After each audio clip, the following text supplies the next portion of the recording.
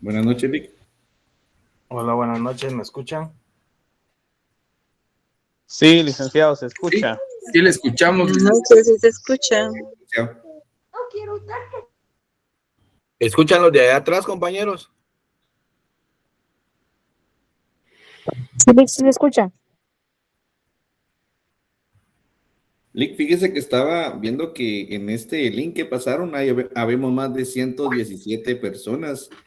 Considero que tal vez cabemos todos en esta sesión.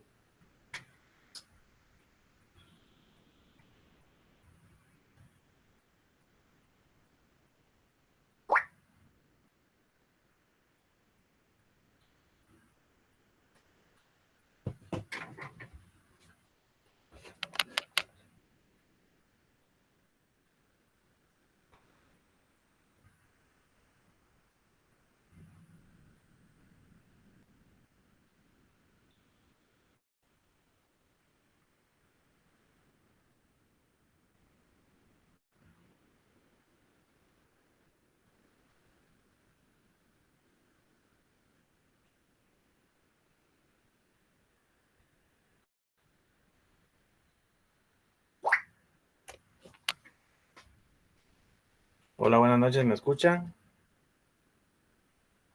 Sí, Sí, licenciado, se sí, escucha bien. sí, se escucha, licenciado. Buenas noches, Lick. Sí, se le escucha a Lick. ¿Usted sí nos puede escuchar, licenciado?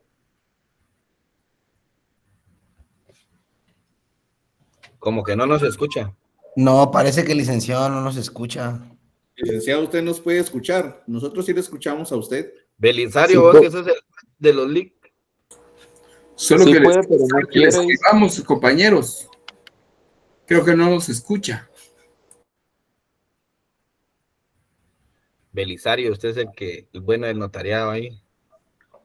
Que nos dé la clase, Belisario. ¿Ah? Sí, ese Belisario en la clínica de notariado. Uy, hombre.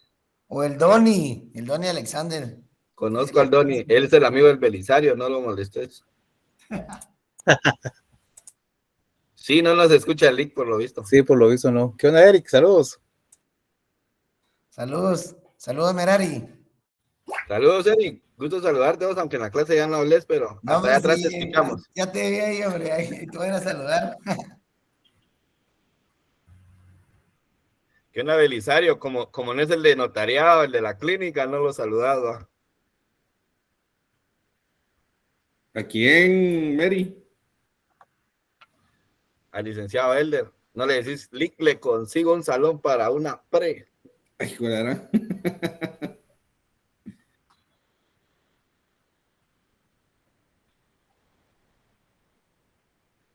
No nos escucha, ya vieron, no nos escucha nada. No, pero saber si ha leído los comentarios, porque no ha escrito él también nada. Porque ahí nos puede él escribir.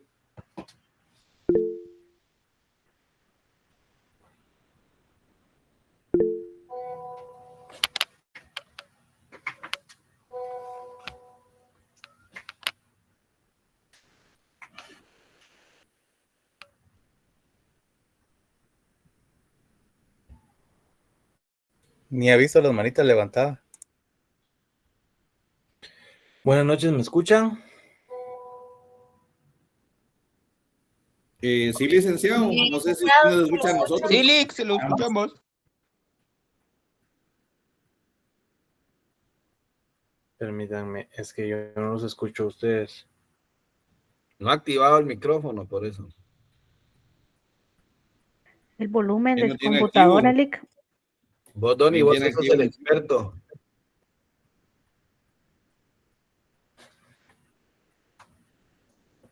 Pero como no están con la licenciada muy en Misco, por eso nadie habla. ¿Ahí me escuchan? Sí, Sí, licenciado, sí le escuchamos. Sí, lo vimos, Lick. Bueno, yo creo que...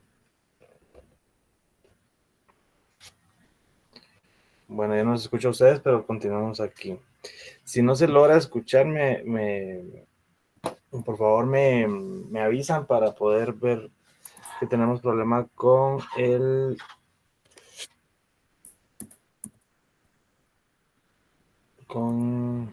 nuevo Meet.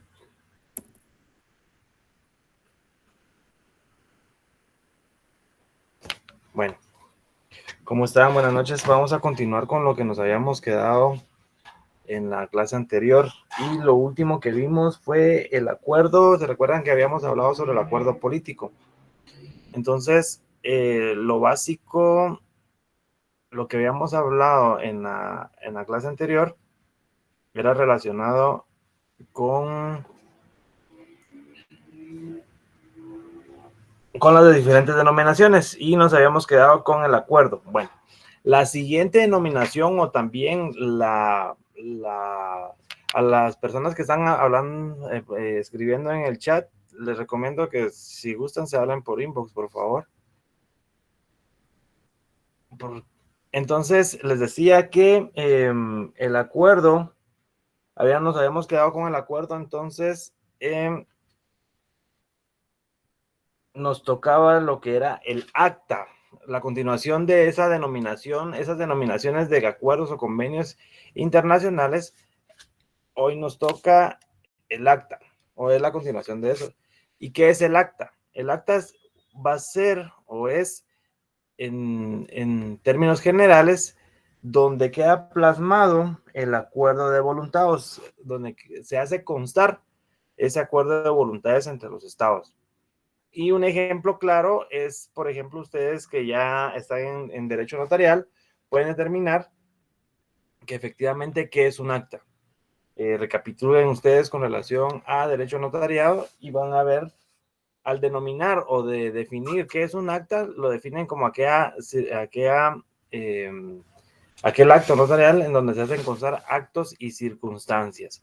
Entonces, como su nombre lo indica, esos actos o circunstancias pasan a ser parte del acuerdo entre estados o convenio entre las partes. Asimismo, también en algunos acuerdos o tratados internacionales, esos tienen el nombre de actas. Por ejemplo, tenemos el caso en donde se establece un acuerdo, por ejemplo, donde se queda plasmado ese acuerdo, puede ser entre un acuerdo comercial. Sabemos las circunstancias de cada uno de esos acuerdos, entonces queda plasmado en el acta. El siguiente tenemos el código. En el código hemos hablado mucho o hemos mencionado en varias ocasiones el código de Bustamante, que es en el próximo semestre ustedes lo van a ver en Derecho Internacional Privado, que es ese acuerdo entre las partes o la regulación legal de manera internacional que tiene, donde se establece las relaciones entre personas individuales. Y eso tiene como objetivo establecer efectivamente las reglas o esa forma imperativa de cómo se establecen las relaciones entre particulares. ¿Qué quiero decir con esto? El código como tal y el ejemplo claro y el único ejemplo que podemos tener, el ejemplo más claro es el Código de Bustamante, que, por ejemplo, ese acuerdo en donde participan muchos países, llevan consigo ese acuerdo de voluntades en donde efectivamente cada uno de los estados va a respetar esas normas de derecho interno y que las pueden hacer valer fuera del territorio del territorio nacional, en donde va a regir el código de Bustamante. Les recomiendo que compren su código y vean qué regula ese código para poder comprender más, o si lo pueden descargar, vean lo que regula el código con relación a lo que estamos hablando. La siguiente es el estatuto. ¿Y qué significa estatuto? Es una función. El estatuto puede establecerse también como un sinónimo de código, pero en este caso le denominan estatuto derivado a las funciones que ejerce cada uno de los estados. Y por ejemplo, también dentro de las normas, dentro de la tarea que ustedes realizaron, ese es el objetivo de la tarea, que hayan revisado, repasado lo que hemos visto en clase relacionado a esos acuerdos internacionales. No era para que lo hicieran en lugar de recibir clases, hacer la tarea y poderlo entregar, porque no era el objeto de hacer la tarea ahorita que estamos recibiendo clase y subirla al Classroom, sino que comprender y tener una base para poder establecer efectivamente por qué se denomina estatuto. Y traigo a colación esto porque dentro de lo que ustedes investigaron existe un estatuto y es el Estatuto de Roma, en el cual los estados se comprometen, quienes realizaron ese convenio, ese tratado, esa convención, se comprometen a dilucidar o establecer efectivamente muchos compromisos en donde una de las partes es sometida a ese compromiso. Ese es uno de los ejemplos. Otro de los ejemplos también lo tenemos como vayámonos después de la Primera Guerra Mundial, como el Tratado de Versalles o el Estatuto de Versalles, en donde en ese caso la Alemania pierde la Primera Guerra Mundial y es sometida a ese Tratado de Versalles, en el cual contiene el armisticio, o que en pocas palabras es el pago o la indemnización que le debía hacer Alemania a los países vencedores. Entonces, en este caso, el estatuto tiene como objeto ese compromiso, tiene funciones de comprometer a un Estado a cumplir efectivamente todas las normas o convenios que están dentro de ese tratado. Vean, posiblemente se confundan ahorita con relación a estatuto, código, convenio y convención, o tratado o acuerdo. Pero se recuerdan al principio de la clase que todo es un sinónimo. Todo tiene una relación entre estados. Le dan diferente denominación porque establece la naturaleza del tratado o ese convenio para poder establecer o para poder determinar qué es lo que tiene consigo la materia o el alma o el cuerpo legal de ese tratado. ¿Qué quiere decir eso? Ese negocio jurídico, ese contrato, esa negociación contractual que hay entre estados. Y es por eso que le dan de diferentes denominaciones, pero sigue teniendo ese mismo espíritu que consiste en obligarse cada uno de ellos a ejercer derechos y obligaciones.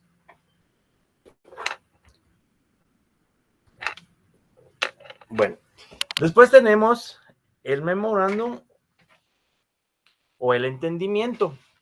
¿Qué quiere decir eso? El memorándum de entendimiento es una línea de acción.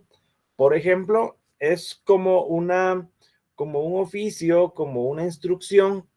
Por ejemplo, a los que trabajan en alguna institución del Estado, los jefes o los superiores jerárquicos establecen instrucciones para el buen funcionamiento de la dependencia, el departamento o la oficina donde se encuentran ustedes trabajando. Entonces, ese memorándum o entendimiento significa seguir con esas normas para poder realizar de una mejor forma cada uno en este caso, hablando internacionalmente, cada uno de los elementos por los cuales se conformó ese convenio o tratado. Después tenemos el concordato. Y esto tiene una mención especial derivado a lo mismo que les mencionaba anteriormente. ¿Por qué?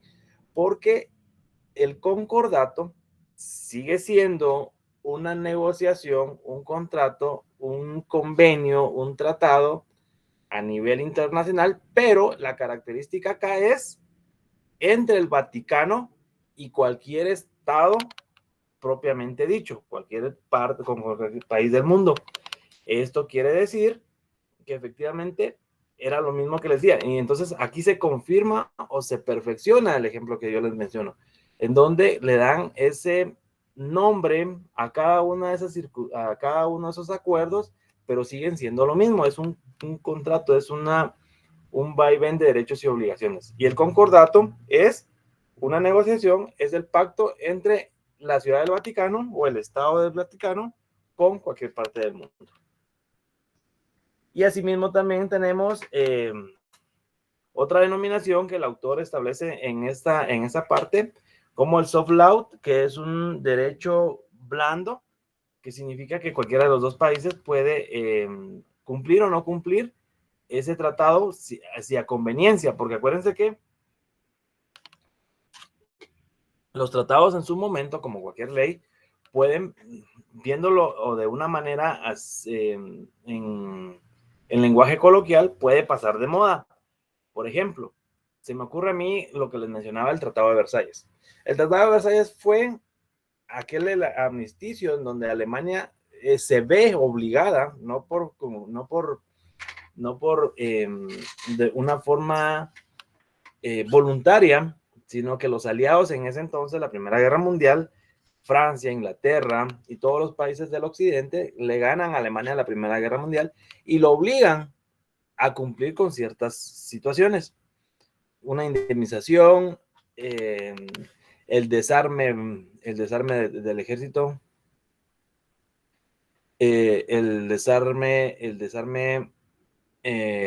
ahorita hablo con usted, Merari, el desarme del ejército que no podía tener.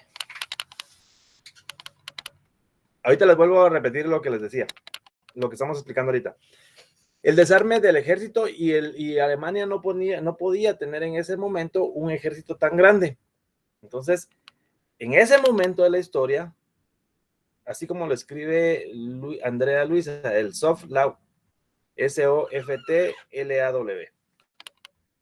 Entonces, en ese momento era obligación, pero ahora, como a esas alturas de la vida, en pleno siglo XXI, ya no, ese tratado queda, se deroga, por ejemplo, o ya no tiene vigencia derivado a todos los acontecimientos posteriores que pasaron después de la Primera Guerra Mundial.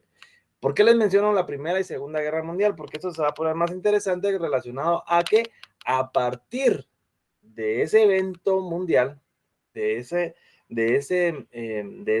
esa guerra y a partir de ese enfrentamiento bélico entre la mayoría de países del mundo, surge una serie de derechos y obligaciones, tratados internacionales que empiezan a organizar al mundo. Tenemos como primer paso la ONU, posteriormente ahí en cada uno de los continentes tenemos la Liga Árabe, la Unión Africana, la Unión Europea, la OEA aquí en América, los países sudasiáticos, Europa del Este, el bloque soviético.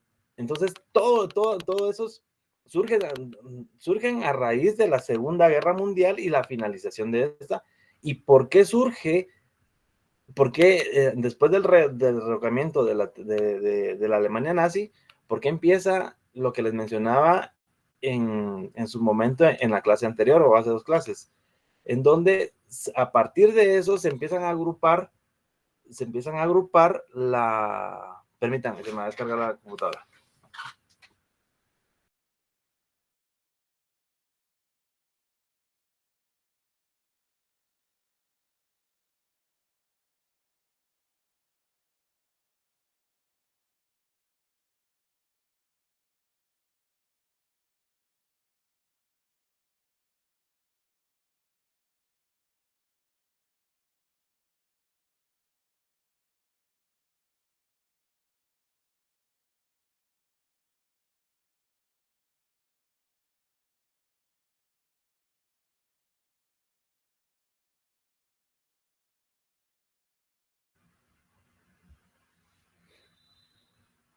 Ya viene Eric. Y se marchó. Qué bueno. Entonces, a raíz de eso, empiezan... se reagrupa la comunidad internacional y derivado de eso nacen muchos elementos que ahora son parte de nuestro derecho interno. Entonces, esa es parte también el derecho blando. El modus vivendi, por ejemplo, hay países en el mundo en donde los países la comunidad internacional los declaran como tal. Esa es la última, el modus vivendi. Porque hay una isla, los que les gusta ver canales culturales.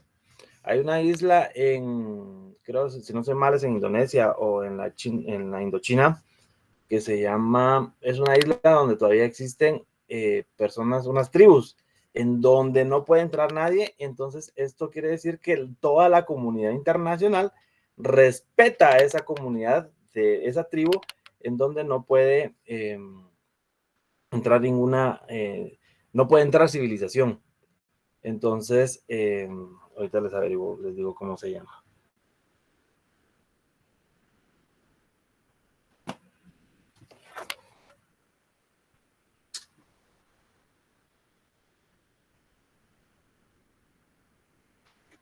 Se llama la Isla Centinela.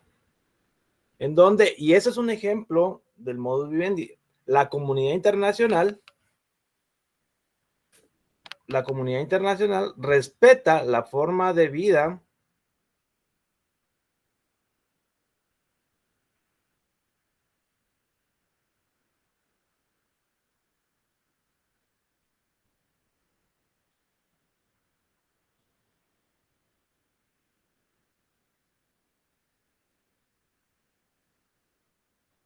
¿Me escuchan? Sí, Lick, se escucha. Sí, licenciado. Solo levántenme la mano, por favor. Ah, ok. Bueno, sí me escuchan. Entonces, no, el ejemplo de la isla Centinela o el Sentinel era relacionado al modus vivendi. El soft law era lo que les decía, que era un derecho blando a nivel internacional, en donde si ya no conviene, ya no se utiliza. Hay un cierto aspecto de derogación del propio tratado. Bueno, entonces, ¿estamos bien ahí? ¿Alguna duda? No los escucho, perdonen. Si tienen alguna duda, por favor escriban en el chat. Doy un minuto para poder aclarar esa duda. Si no preguntan, es obligación prender la cámara. Bueno, de hecho, para la próxima clase sí vamos a encender la cámara. De una vez vamos a decretarlo acá como un pacto internacional. Porque me imagino que algunos ya están durmiendo, entonces vamos a encender la cámara. ¿Alguna duda?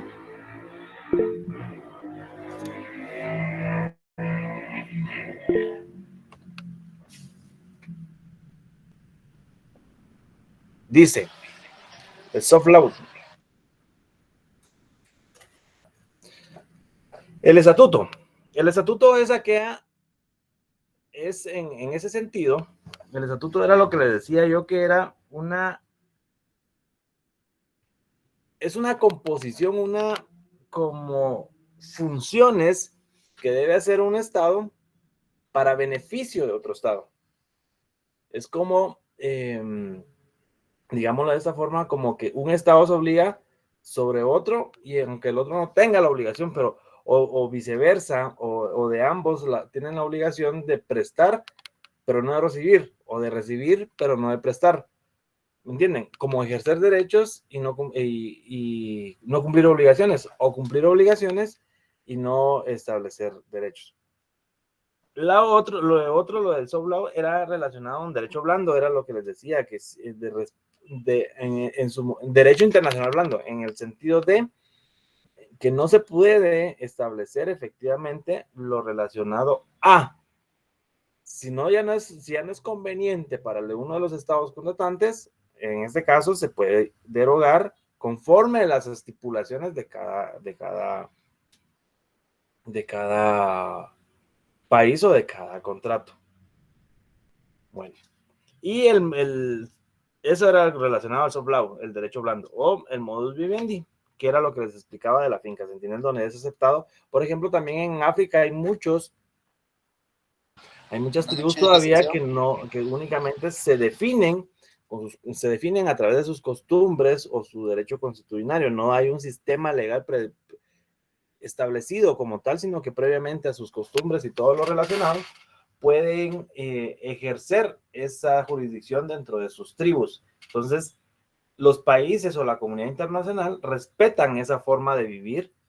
No lo hacen, obviamente no va a haber un estatuto, sino que un compromiso con relación a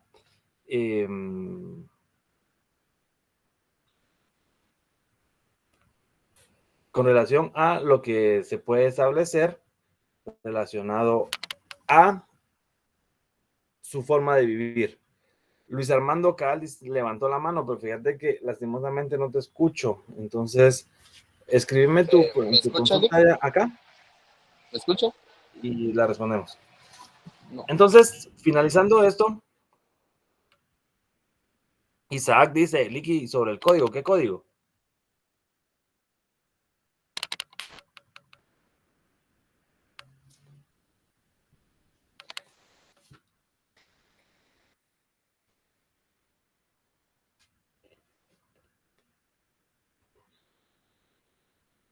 Bueno. Otra circunstancia muy especial o otra clasificación dentro de la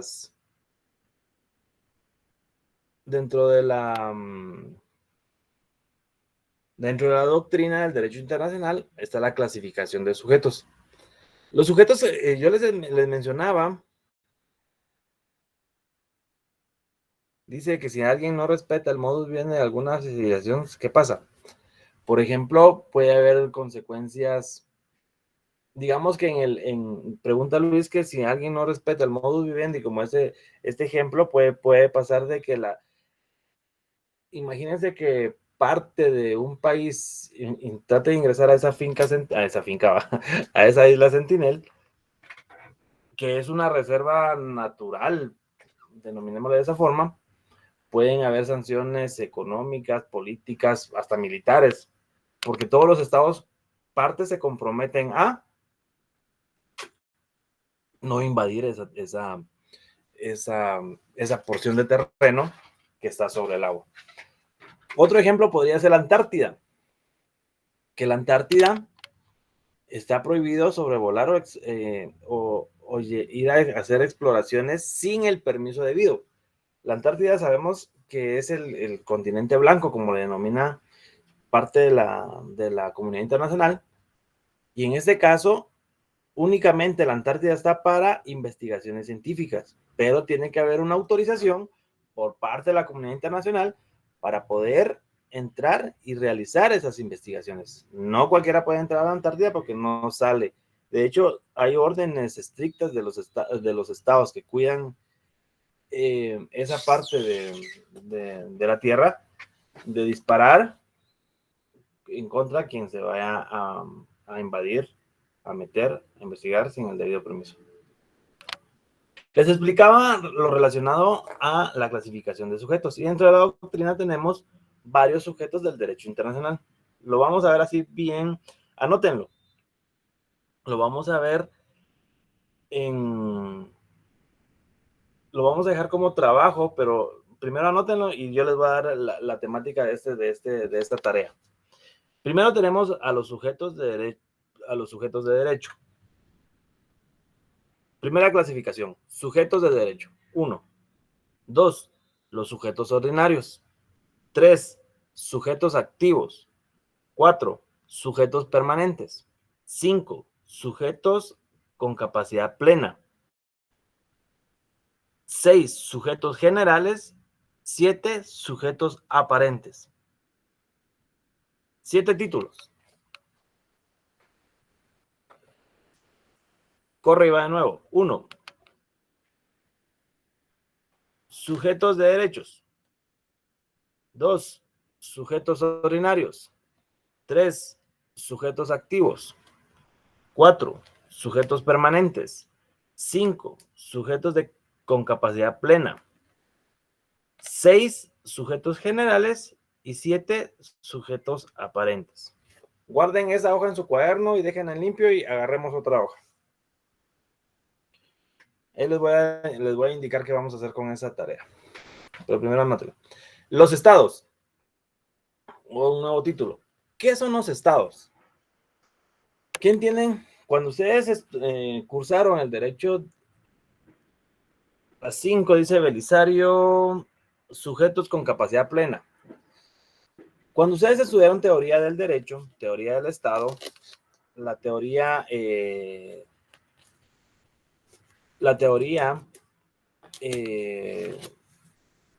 y establecieron qué era el Estado. ¿Y qué es el Estado? Y la famosa pregunta, ¿qué existió primero, el Estado o el derecho? ¿Y por qué es importante saber esto? ¿Y por qué es importante determinar qué es el Estado? El Estado tiene elementos y todos sabemos de qué es el territorio, la población, el gobierno, la soberanía, y algunos autores establecen que la coerción o la división de poderes. ¿Quién es el único que tiene el poder dentro de un Estado? El propio Estado. ¿Se recuerdan en derecho penal? El jus puniendi y el jus penale. Entonces, esto quiere decir la coerción que ejerce el Estado sobre todos sus habitantes. Y uno de los autores establece que dentro del Estado hay 5 elementos. Y ya los mencionamos. Entonces, cuando se hace o se realiza un tratado internacional, convenio, cualquier denominación de las que ustedes ya dominan, primero que hay que interponer es a la persona humana, es al Estado como tal. Y en este caso, por ejemplo, un contrato minero. Digamos, aquí en Guatemala había una minera que se llamaba Montana Exploradora, y estaba ubicada en el municipio de Chihuahua, San Miguel Zahuacán, y no me recuerdo cómo se llama otro, de San Marcos. Y ahí hubo una cantidad de extracción de oro como no tienen idea. Se dio como en los años, a principios de la era del 2000.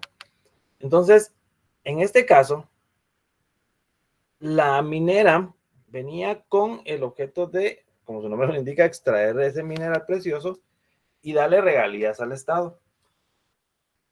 La teoría establece que efectivamente cuando se realiza un convenio o un tratado internacional, se debe velar por el bienestar del Estado. Y por eso es necesario que sepamos esos 5 elementos del Estado.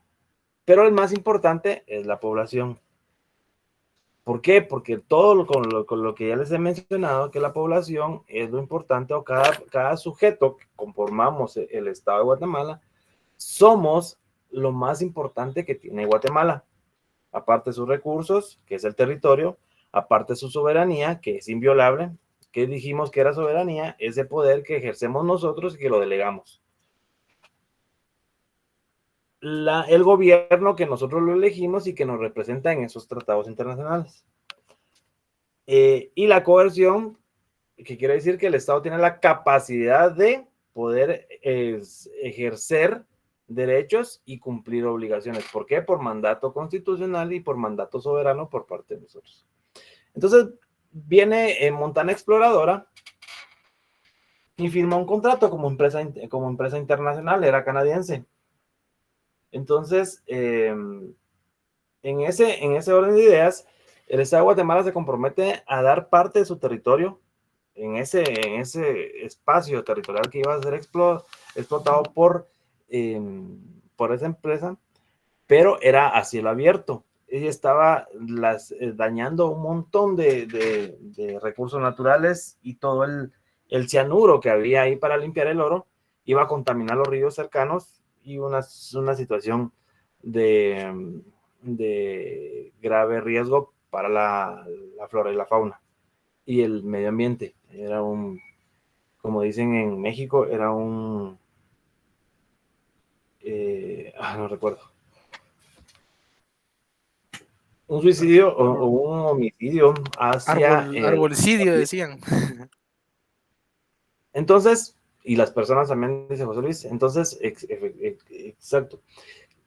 Entonces, a partir de ahí, de ese ejemplo, es que el Estado, bueno, entonces, y Guatemala se comprometió a dar parte de su territorio, ese pedacito, esa porción del terreno, Y Montana Exploradora iba a darle las regalías a través de la ley de minería o recursos naturales. ¿Qué quiero llegar a decir con esto? Entonces, el Estado de Guatemala cedió esa parte, esos minerales, ¿para qué? Para que nosotros pudiésemos tener desarrollo, primero local y después así a nivel nacional. Pero obviamente en ese momento de la historia, la propia ley establecía el porcentaje que debía de otorgar o de dar si no soy mal, eran el 5% de toda la ganancia que ejercía o que obtenía la empresa esta hacia el Estado. Entonces, ahí entra el derecho administrativo con que ese contrato era totalmente lesivo para Guatemala. Entonces, ¿por qué vengo yo y hago este ejemplo? Porque el Estado es el que llegó a negociar con esa empresa. Esa empresa obviamente le estaba beneficiando la explotación del oro.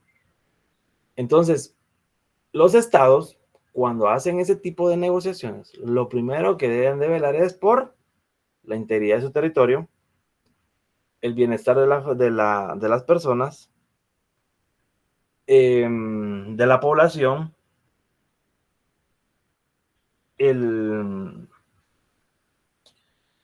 que no se vulnere su soberanía y poder ejercer esos derechos y cumplir con sus obligaciones.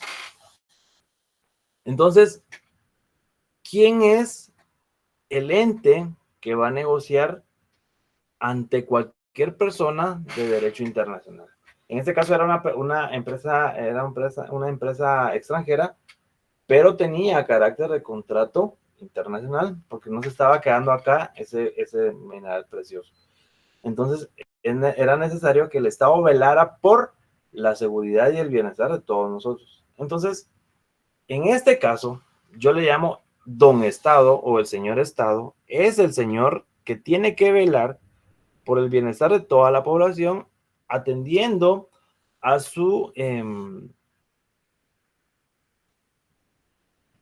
la protección del territorio, la soberanía y todo lo que ya les dije. Eso es desde el punto de vista particular, una empresa Estado. Asimismo también hay organizaciones internacionales con el Estado. Y les ponía aquel ejemplo de USAID. Y también el individuo con el Estado. Pero en este caso el individuo con el Estado era lo que ustedes van a ver en el próximo curso y cuando lean su código de Bustamante o el código de Derecho Internacional Privado. Derivado de eso, ¿estamos bien ahí? ¿Alguna duda con relación a eso? Escríbanme, por favor. ¿Tienen un minuto?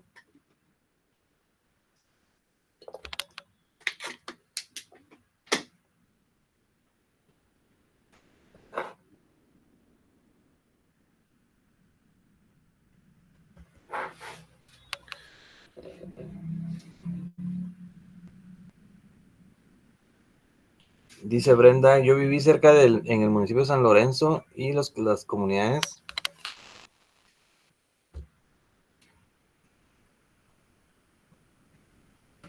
Hacía manifestaciones cada semana, el ejército llegaba a controlar, pero muchas quejas eran por la que la minera poco compró tierras y los pobladores no sabían para qué.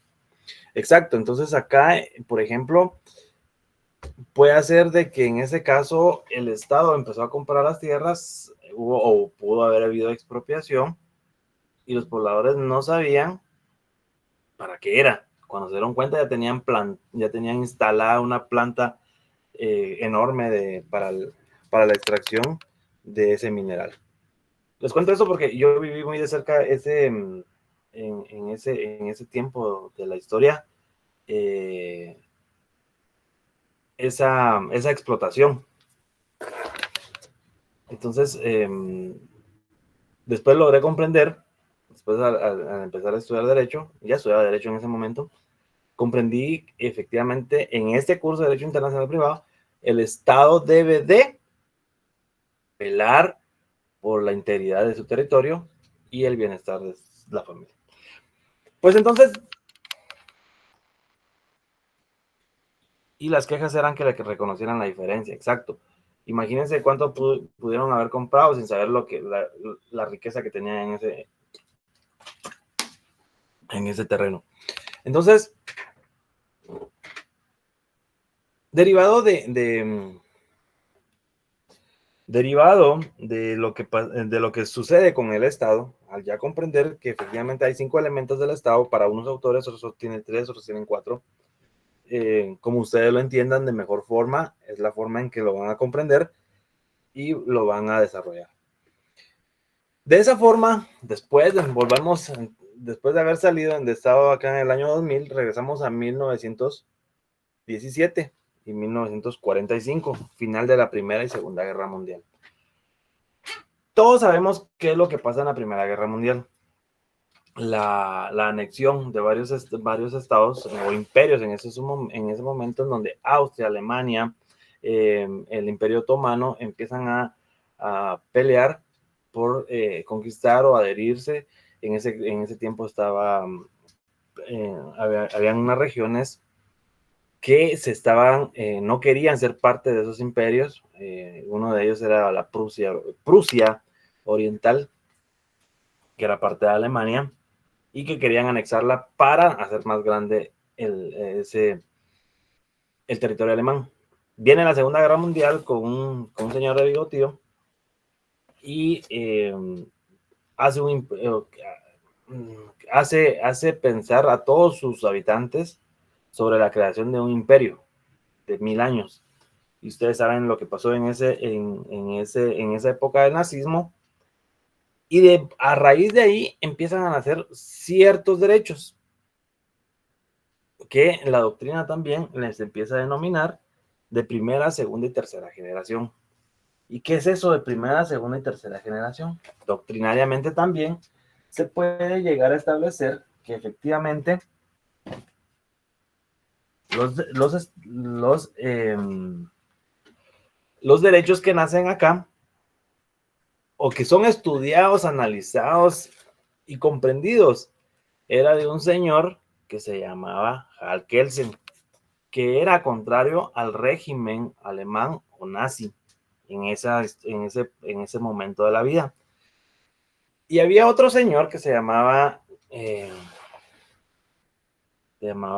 era de apellido Smith, ahorita les digo, Carl Smith se llamaba, que él era parte del partido nazi, del Partido Nacional Socialista, y tenía su forma de ver las cosas, o de poder analizar y comprender el constitucionalismo.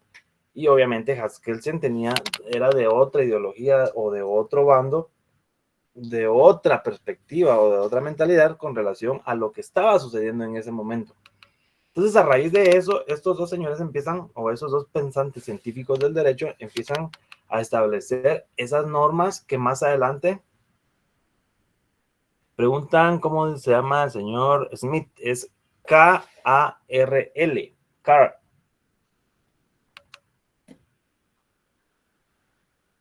Es que por internet se distorsiona mi pronunciación.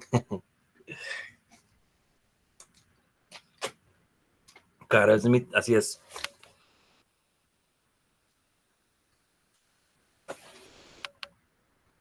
Dice el primero se llama, ahorita acabo de dar el nombre. Y Hal Kelsen. Pues a raíz de eso empiezan los derechos, esa denominación o esa clasificación o esa categorización de derechos.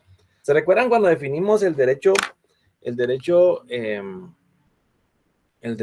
internacional público?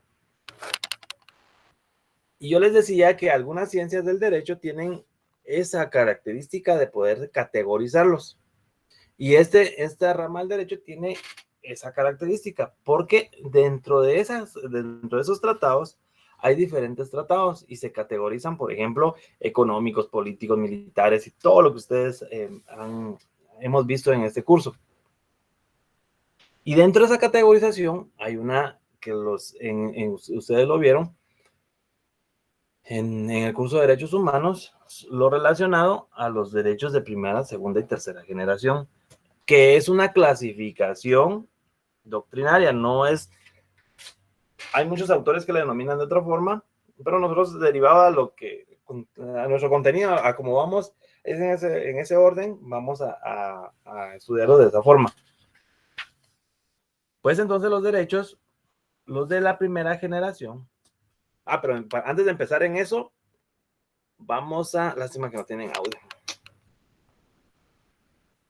Vamos a pedirle favor a... Vamos a ver, aquí está Donny Alexander Coyoy, ¿me escuchas? Solo levántame la mano. Excelente. Donny, perdón. Definime qué es derecho humano. En 4 o 5 palabras. Escribímoslo ahí en la sección de mensajes.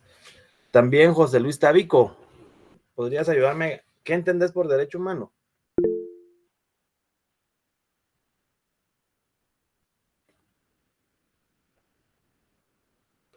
Muy bien, Donny. Pero Donny dice que es un derecho inherente a la persona humana, pero veamos, José Luis Tabico, definime derecho humano y después le vamos a preguntar a Luis Armando Caal, ¿andas por ahí todavía?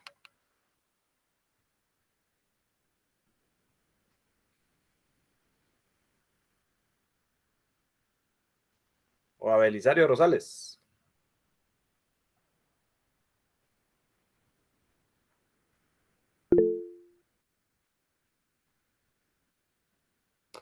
Luis Armando, definime, como ya los compañeros ya dijeron,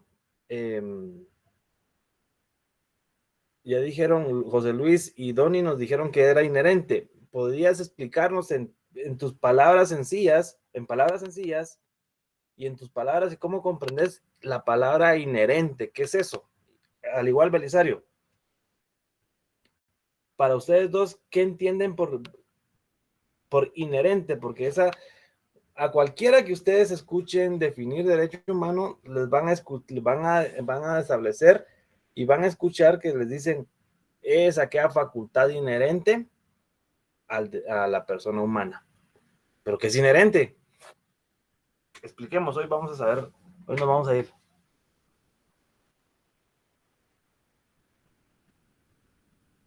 Dice que son derechos adquiridos. El bolsón era un ejemplo gráfico. Era así como yo les decía, que yo lo entiendo de esa forma, pero el bolsón no me van a poner bolsón ¿cómo se llama? En el examen porque les pongo mal, a menos marcas.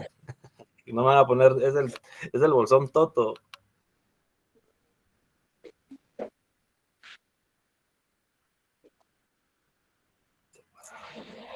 Es el simple hecho de existir, es inseparable, muy bien. Algo que nos separa. María José Montenegro, escríbalo porque no le escucho, disculpe.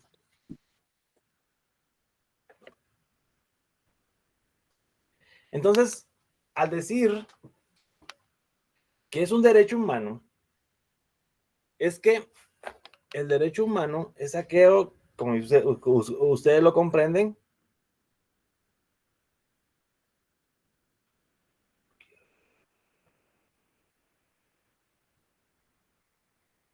indivisible, intransferible, inalienable, sí, muy bien. Tienen la idea, definámoslo. Y eso es muy bueno. Y es irrenunciable, no puedo renunciar a mis derechos procesales, derechos, exacto. También Benjamín dice a la vida, a la libertad y de expresión. Bueno, veamos. Y con eso terminamos y después el día viernes seguimos. Entonces, el derecho humano, como tal, y esa queda maleta, pero es de una forma gráfica el ejemplo, es aquello que es parte de la persona, que es inseparable. La persona es aquella facultad. ¿Qué es facultad? Yo puedo hacer, yo quiero hacer. El simple hecho de tenerlo, de que me asiste, de que lo tengo aquí en la mano, el poder hablar, expresarlo, pedirlo, ese es un derecho. Tenerlo estar rodeado de ese derecho o de esa facultad, de esa garantía, como lo dijo una compañera en su momento en la clase, ese es un derecho, el derecho humano. Lo que nosotros tenemos, lo que nosotros pensamos, lo que nosotros sentimos o expresamos, ¿Se recuerdan? El derecho estudia la conducta interna o externa. Ya sabemos de qué es la externa, perdón. Pero también tenemos el derecho a la felicidad, a reírnos, a comer, a lo que ustedes puedan imaginarse. Y todo eso es parte del derecho que nos asiste como personas. Desde que nacemos que tenemos derecho a ir a un control prenatal por parte de nuestras mamás, de nuestras madres, hasta al momento de ver la luz, tener una asistencia médica, hasta el momento cuando ya somos viejitos y tenemos el derecho a que el Estado nos dé una pensión, una jubilación, como ustedes lo quieran denominar, y que seamos enterrados o inhumados en una fosa digna o en un panteón digno o cremados, como ustedes quieran. Entonces, desde ese momento hasta aquí, ese es lo que nosotros hemos tenido. Entonces, partiendo de eso, tenemos, dice Isaac, que si pueden ser en concepto, espérame, Isaac. Aquí escribe muy bien esto y dice, son libertades necesarias para el disfrute de la vida humana en condiciones de plena dignidad. Sí, me parece muy bien. Excelente, me definís de esa forma, te pongo 100. Es esencial, no podemos alejarnos, no podemos renunciar y no podemos, al contrario, nos vamos a alimentar más o nos vamos a cubrir más con ¿cómo se dice esto? Ese rocío de derechos, ¿no? Cuando vamos pasando. Entonces, entonces vienen la primera generación y para dejarlos picados vamos a establecer que al ya saber que es un derecho, establecemos que son inherentes. ¿Qué es inherente? Esencial, no podemos renunciar y todo lo que... Entonces, uno de los derechos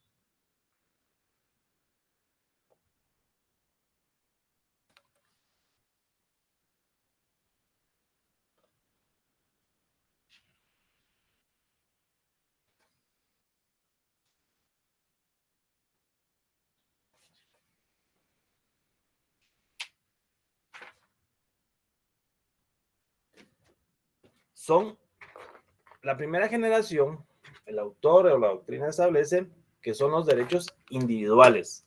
En este caso, lo que el Estado, lo que les mencionaba el ejemplo al momento de la concepción hasta el momento de nuestro fallecimiento.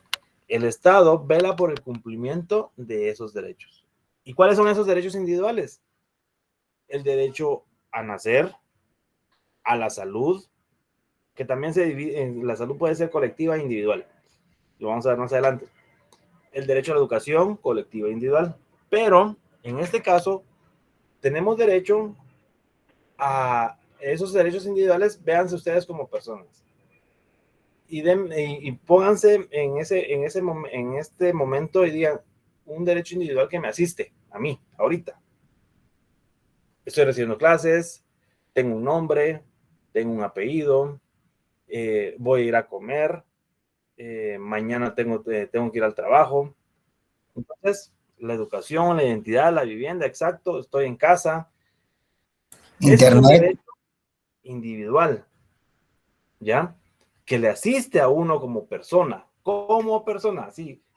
Por ejemplo, aquí me aparecen varios nombres: Luis Armando, José Luis, María José Montenegro, Diego Rodríguez, Belisario, Benjamín, Eric Armando y 111 personas más, 111. Cada uno de ustedes tienen los mismos derechos, pero a cada uno le asiste ese derecho. Entonces, la seguridad, aquí dice Fernando González de que Guatemala no hay seguridad, tenemos que entregar la tarea. La tarea no había que hacerla hoy, por eso se las dejé desde el viernes pasado. Entonces, esa es la primera generación de derechos que establece la doctrina, como los derechos individuales. Mi nombre, mi espacio, mi trabajo, tengo derecho a una familia, tengo derecho a tener hijos, mis hijos tienen derecho a tener hijos, y así sucesivamente, pero son los derechos que me asisten como a mí. Puedo ir a la tienda ahorita, derecho a libertad, puedo ir a donde quiera, que me asiste a mí, a la salud. Si me siento enfermo, si tengo dinero, voy a comprar a la farmacia y ya tengo ese derecho. Nadie me va a prohibir a mí que vaya a comprar la medicina. O si prefiero el sistema de salud nacional, voy al dispensario, voy al hospital, que me den ahí medicina para ese mal que me aqueja en este momento. Entonces, pregunta Sergio Ortiz, ¿qué hay que estudiar para el parcial? ¿Seguros que ya quieren estudiar? Empezar a repasar. Nos toca en 2 semanas. Porque el viernes les quería dar material para el número de hojas que vamos a leer. Bueno, dejémoslo acá. Entonces, dejemos acá y el viernes continuamos con la clasificación de derechos, cómo se clasifican los derechos. ¿Y por qué es necesario esto? Porque vamos a ver cómo se clasifican los tratados internacionales relacionados a los derechos a nivel Estado. ¿Estamos bien? Bueno, les agradezco su atención. Muchas gracias. Gracias, licenciado. Espero no haberles aburrido. Lástima que no les pude no les pude escuchar, pero yo creo que ya nos vamos a tener Meet para todos en la clase. Les agradezco mucho. Se cuidan y los veo el viernes.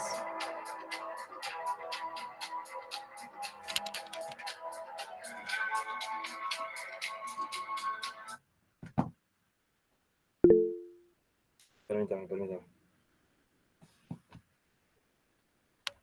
Los veo el viernes entonces. Feliz noche, se cuidan. Cualquier duda que tengan, pueden escribir al chat al chat oficial de nosotros, de Derecho Internacional Público 1, y ahí vamos a ampliar más la tarea. La tarea se vence hoy a las 12 en punto, y los felicito, cuídense.